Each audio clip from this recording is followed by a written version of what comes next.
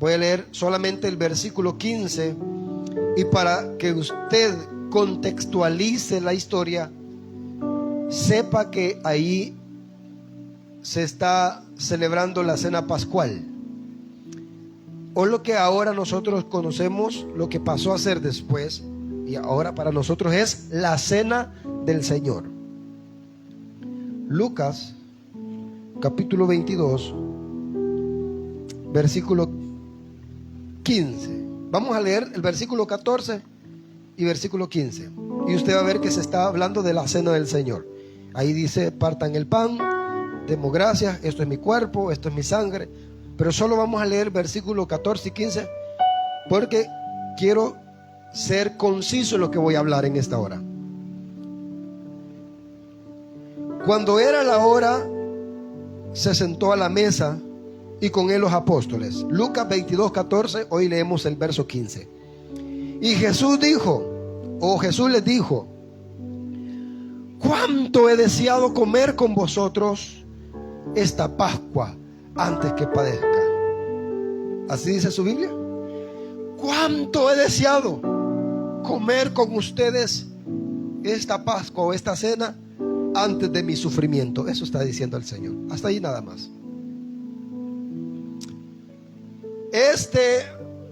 Hermanos, fue el último momento de paz que tuvo Jesús. El último momento que tuvo Jesús de paz, porque después venía el sufrimiento de la cruz. Usted sabe que después de ahí agarran para el monte los olivos, el jardín del Getsemaní, y desde ahí Jesús comienza a sentir una gran carga en él.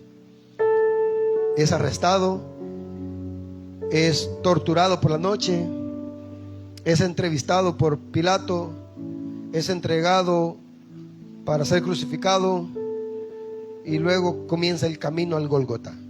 Y usted sabe cómo es la historia que sigue. Pero en ese momento que Jesús estaba en la mesa con sus discípulos, esa última noche, Jesús expresa y dice que él tenía un deseo tan intenso de estar en esa cena. No sé cuántos han tenido un deseo tan grande de repente, hermanos.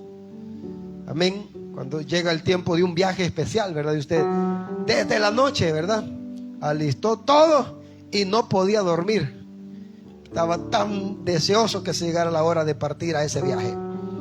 Jesús estaba deseando que llegara ese momento, ya que era el último momento que iba a pasar con sus discípulos sentado a la mesa.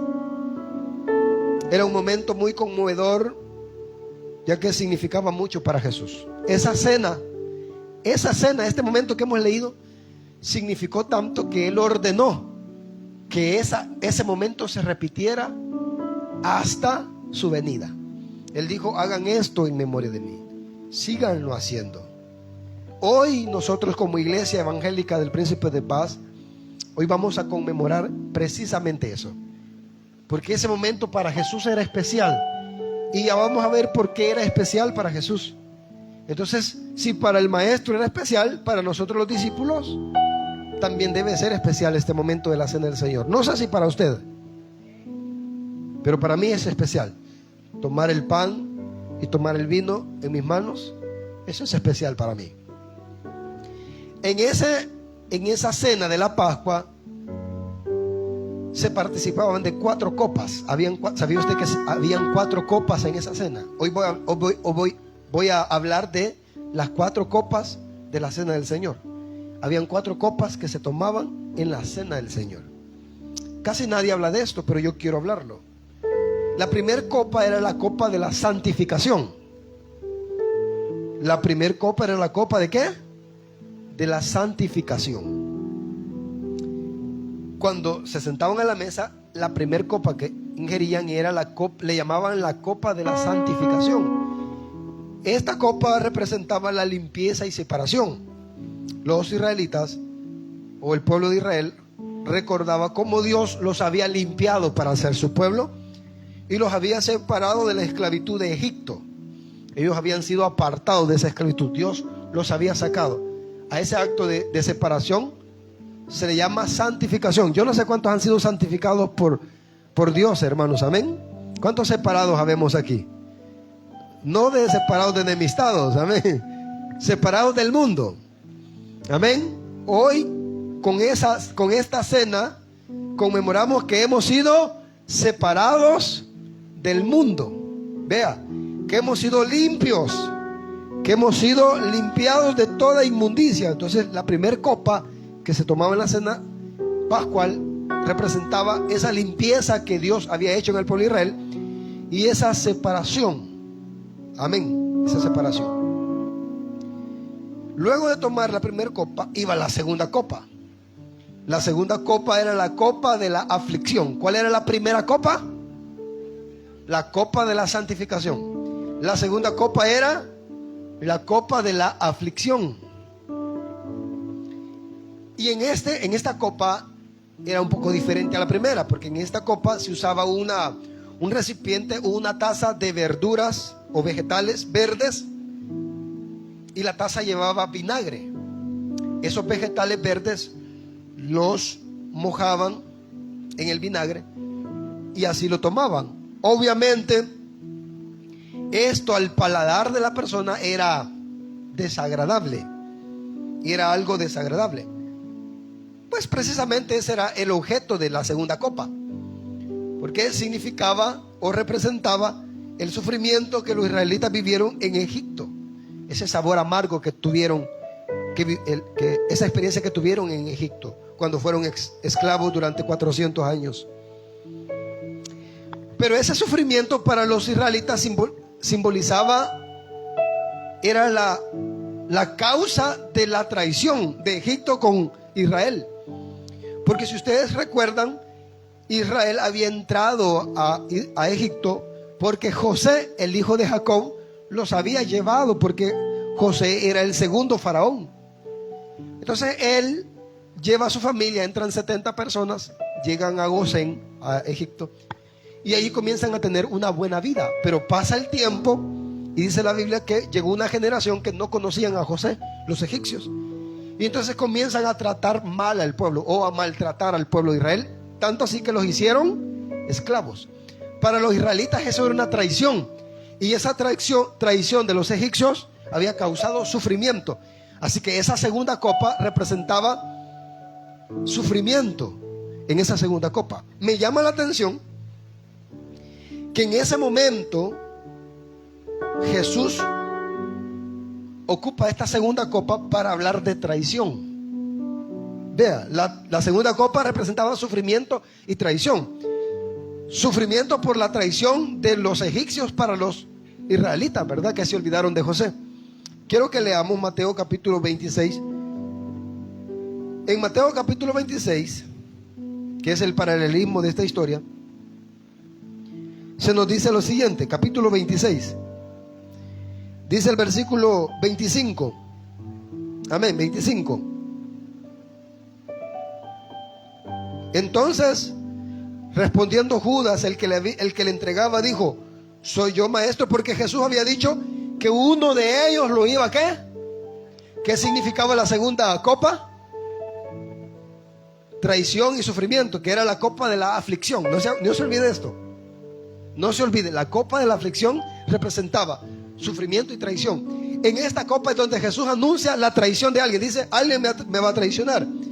Judas pregunta. Amén. Bueno, si quiere leamos versículo 21. Mientras comían, de cierto os digo, dijo, que uno de vosotros me va a entregar. Entristecidos en gran manera, comenzó cada uno de ellos a decir: soy yo, Señor. Entonces él respondió y dijo: el que mete la mano conmigo en el plato. Oiga bien, ¿por qué metían la mano con él en el plato? ¿En cuál plato? En el recipiente donde los vegetales verdes eran untados con vinagre. Ahí es donde Judas pregunta y dice: ¿soy yo, Señor? Porque él es el que lo iba a traicionar. Sabemos que Judas estaba a la par de Jesús. El que se sentaba a la par era la silla de la par del Señor o el jefe de la familia. Sentaban a alguien que era el mejor amigo de él.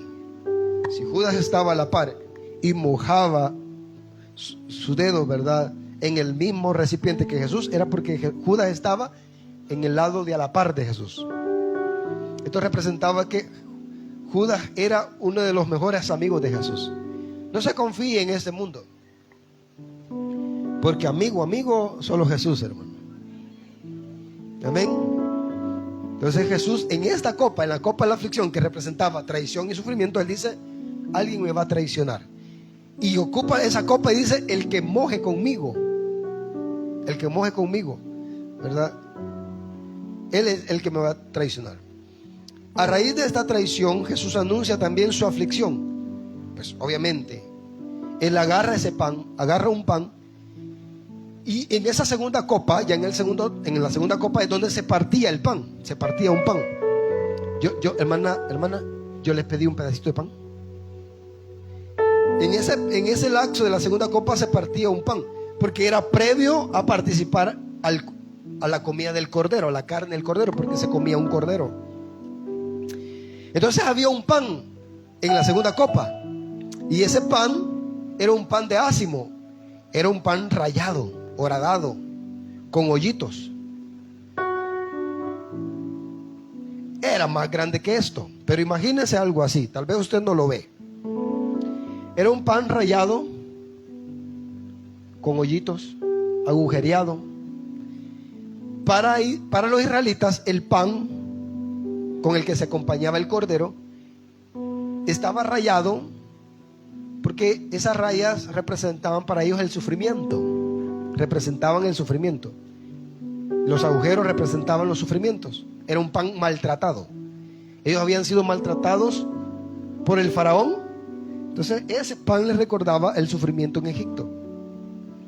Pero en Lucas 22, regresemos a Lucas 22, en el versículo 19, Jesús cambia y dice: este pan representa el sufrimiento de Egipto. No dice eso, sino que en Lucas 22, 19 dice: Jesús tomó pan y dio gracias, lo partió y les dijo, y aquí aparece una metáfora: este pan es mi cuerpo, que por vosotros es partido. Ahora Jesús cambia el significado y dice: esto ya no representa el sufrimiento de ustedes, este representa mi sufrimiento. Estas rayas del pan, estas marcas del pan, representan los azotes en mi cuerpo. Los discípulos no lo entendían porque ellos todavía no habían pasado ese momento. Usted y yo lo entendemos bien, pero ellos no lo entendían. Ellos no sabían de qué estaba hablando Jesús. Pero Jesús dijo: este es mi pan. Este maltrato en el pan, estas rayas del pan, es el látigo romano sobre mi cuerpo. Estos agujeros en el pan es la lanza romana en mi costado. El pan era un pan tostado, casi quemado, porque el pan pasaba por una alta temperatura y el fuego representaba el juicio de Dios. Y Jesús dijo: este pan está así porque, como dice Isaías capítulo 53, el castigo de nuestra paz fue sobre él. Es decir, que él iba a pasar por el fuego. Amén. El juicio de Dios iba a caer sobre él por el pecado suyo, el pecado mío y el pecado de toda la humanidad. Amén, hermanos. Y es aquí donde se transiciona la ceremonia de la cena de la Pascua a la cena del Señor, porque el pan ya no representaba el sufrimiento en Egipto, sino que representaba ¿el qué? El sufrimiento que iba a pasar el maestro. ¿A raíz de qué? De la traición de su mejor amigo. Amén. Ahora, esto no se queda solo ahí. Esta cena, hablo de la cena que Jesús hizo allí y la que ahora nosotros vamos a conmemorar. Esta cena nos acerca a Dios, y quiero que me preste un poquito de atención.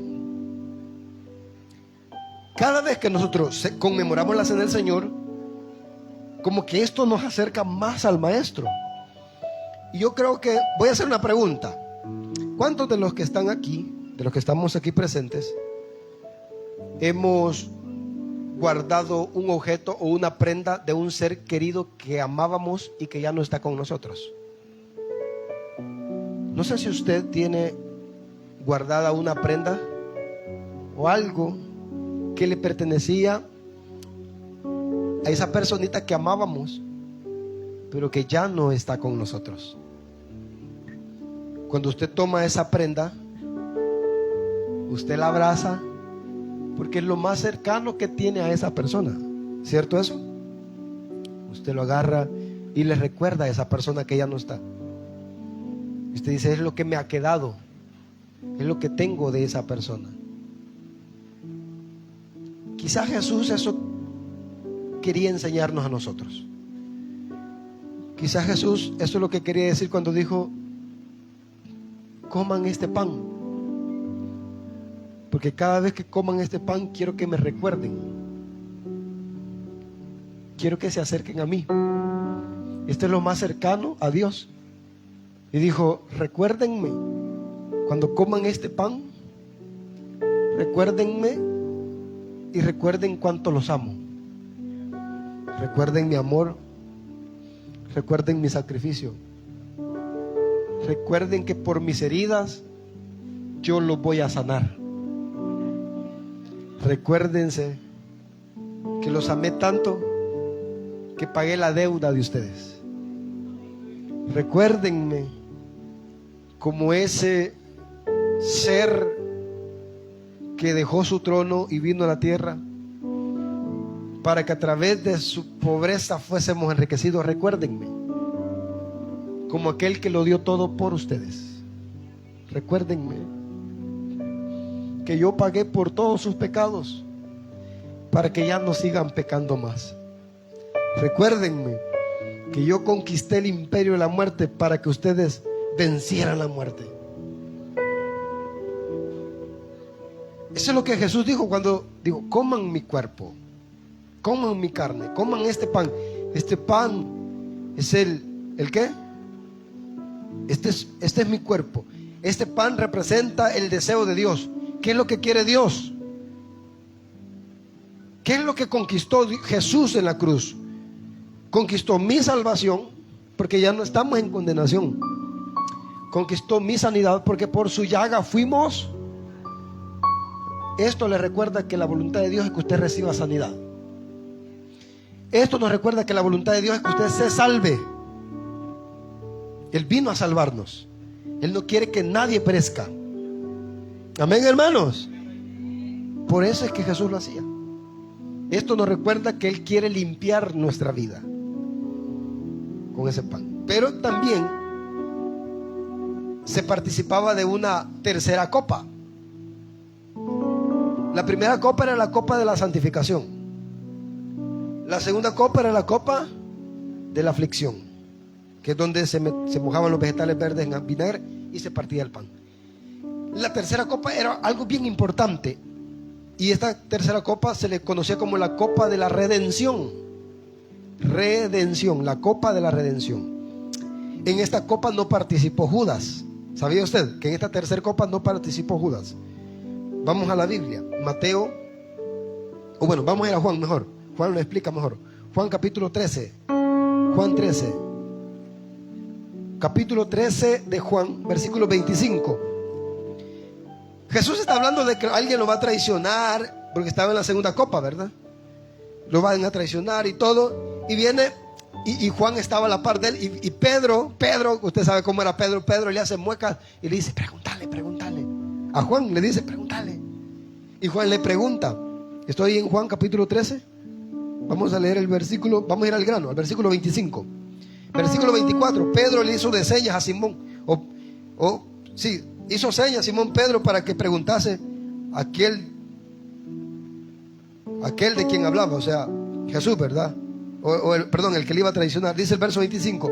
Entonces, recostado cerca del pecho de Jesús, le dijo, Juan, Señor, ¿quién es? Respondió Jesús, a quien yo diera el pan mojado, aquel es. Y mojando el pan, lo dio a Judas Iscariote, hijo de Simón. Y después del bocado, Satanás entró en él. Entonces Jesús le dijo, lo que vas a hacer, hazlo pronto. Pero ninguno de los que estaban a la mesa entendió por qué le dijo esto. Porque algunos pensaban, puesto que Judas tenía la bolsa, que Jesús le decía, compra lo que necesitamos para la fiesta, o que diese algo a los pobres. Pero dice el verso 30, cuando él pues hubo tomado el bocado, luego salió, ya no participó de la tercera copa, porque Judas se fue. Judas se fue. Se fue molesto de lo que Jesús había dicho. Ahora, esta tercera copa, la copa de la redención, para los israelitas representaba la sangre del cordero que se había manchado los dinteles de las puertas de las casas de los hebreos allá en Egipto. Cuando en la 10ª plaga los primogénitos iban a morir en aquella tierra, pero ellos matan un cordero y untan las puertas de las casas de los hebreos con la sangre del cordero. Entonces esa tercera copa era representación de la sangre del cordero. Amén. Y esa sangre recordaban que habían sido redimidos o comprados. Amén. Aleluya.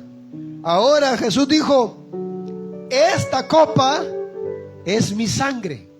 Él no dice esta copa es la sangre de este cordero que vamos a comer. No, que dice este vino, ahora esa es mi sangre. Porque ya no van a conmemorar la sangre en las casas de los hebreos, sino que ahora van a conmemorar que por mi sangre han sido comprados, que por mi sangre han sido redimidos, que por mi sangre han sido trasladados del reino de las tinieblas al reino de la luz. ¿Dan gloria a Dios por eso?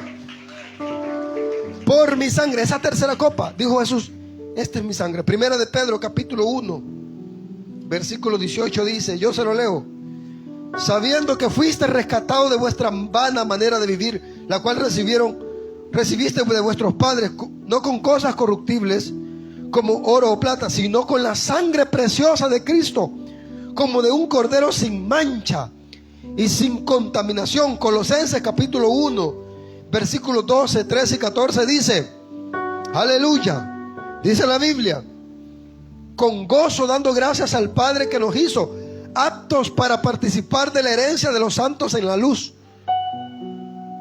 el cual nos ha librado de la potestad de las tinieblas y trasladado al reino de su amado Hijo, en quien tenemos redención. ¿Por qué? Por su sangre, el perdón de pecados.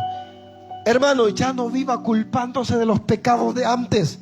Amén. Isaías 1:18 dice, si vuestros pecados fueren como la grana, serán emblanquecidos, si fueren rojos como el carmesí. Amén. No hay pecado que la sangre de Cristo no pueda limpiar. No hay pecado que la sangre de Cristo no pueda quitar. Amén. Todo lo que usted hizo antes de Cristo, con su sangre los limpió el Señor. Pastor, ¿y los pecados que he cometido después de Cristo? Dice Primera de Juan capítulo 1, versículos 7, 8 y 9. Y la sangre de Cristo nos limpia. ¿Va que no dice que nos limpió? Está en tiempo presente, nos limpia, porque esa sangre todavía nos sigue limpiando. Todavía nos sigue limpiando. ¿Cuánto le dan gloria a Dios? Porque tenemos un abogado. Amén. Esa tercera copa representaba que ya no había culpa del pecado. La sangre ya no recordamos la sangre en la puerta de los hebreos, sino la sangre que nos lavó y nos limpió y nos compró. Pero había una cuarta copa, y esa cuarta copa era la copa de la alabanza, o la copa de alabanza. Otra vez, la primera copa, la copa de la santificación, que representaba limpieza y separación. La segunda copa, la copa de la aflicción, que representaba sufrimiento y traición, donde se partía el pan. La tercera copa representaba redención, ¿verdad? La copa de la redención. Amén. Y la cuarta copa, la copa de alabanza, o algunos le llamaban la copa de bendición. En Mateo capítulo 26, versículo 30, yo se lo leo. Mateo capítulo 26, versículo 30 dice, y cuando hubieron cantado el himno, salieron al monte de los olivos. Después de la tercera copa venía la última copa. Esta copa era para terminar la cena. Era el terminar la cena. Lo que hacía era, tomaban la copa y cantaban. Amén. Ellos tomaban la copa y cantaban un himno.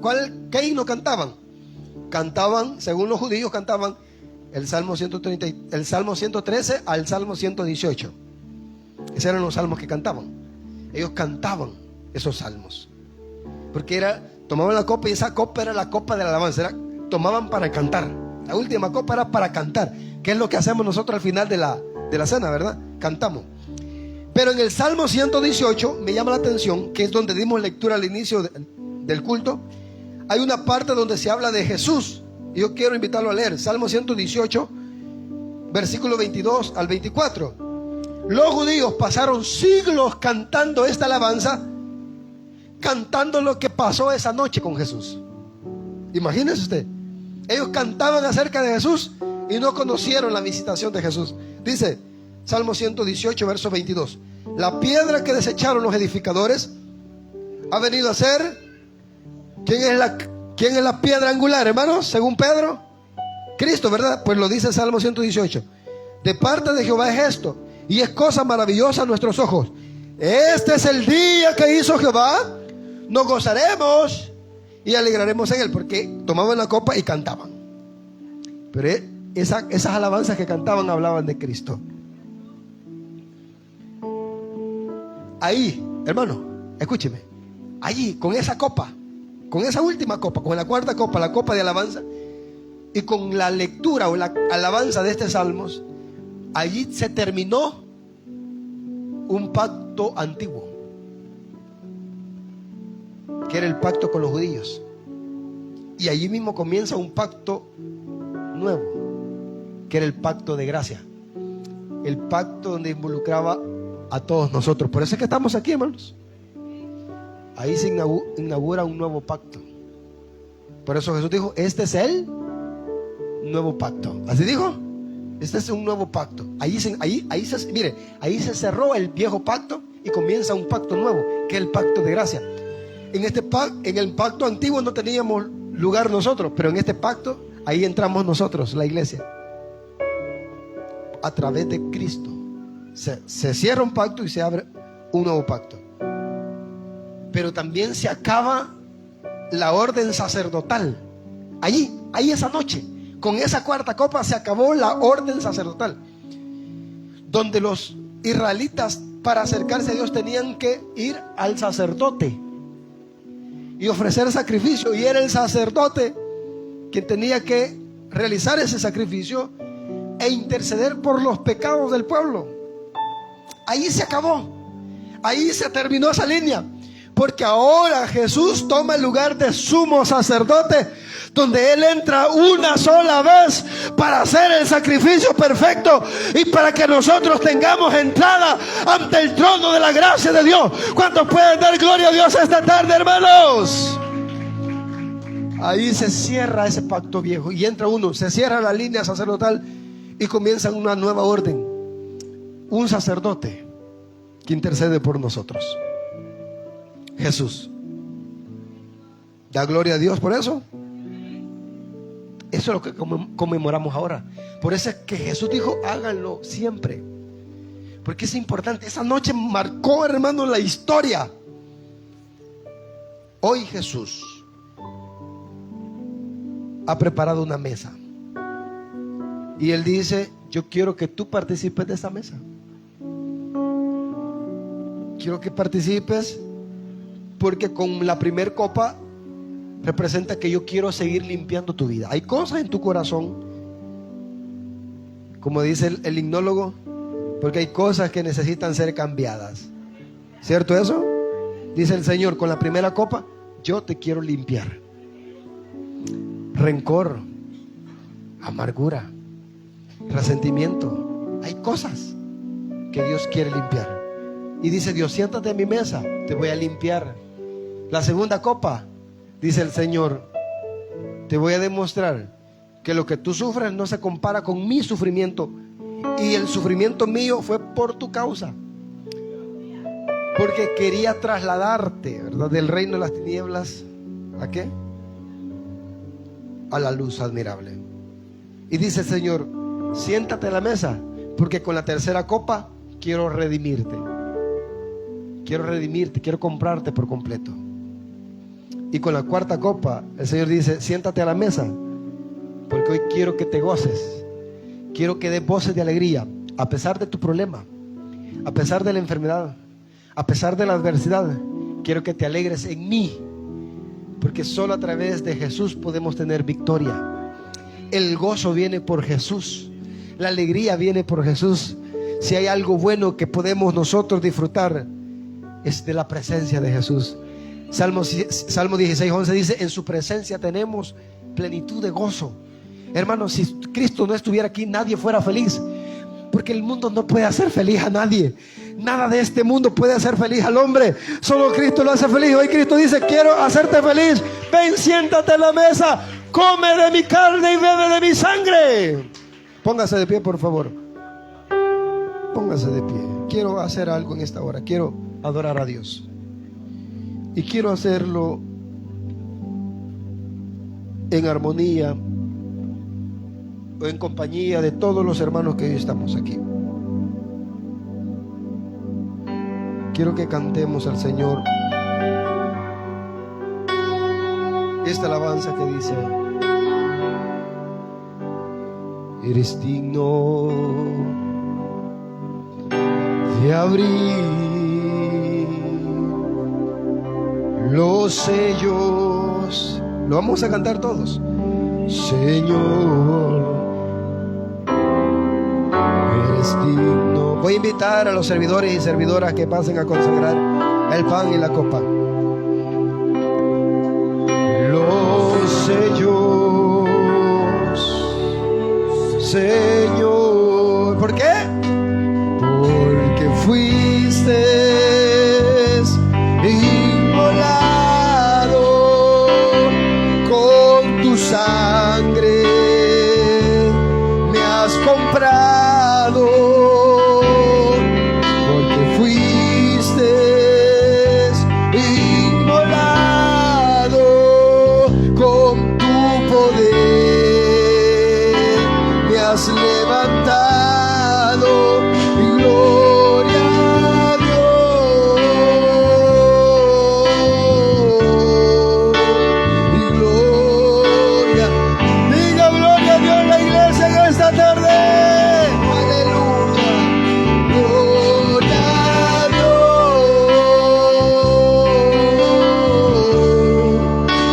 y gloria a Dios. Una vez más, eres digno de abrir el Cordero Santo de Amor, los sellos, al único Dios, al que murió y resucitó. Decimos: eres digno de abrir los sellos, Señor Jesús, porque fuiste inmolado con tu sangre. Diga la iglesia todos a una sola voz, levante su voz, dígale: porque fuiste inmolado. Hoy el Señor quiere perdonar pecado, el Señor quiere limpiarte, el Señor quiere, aleluya.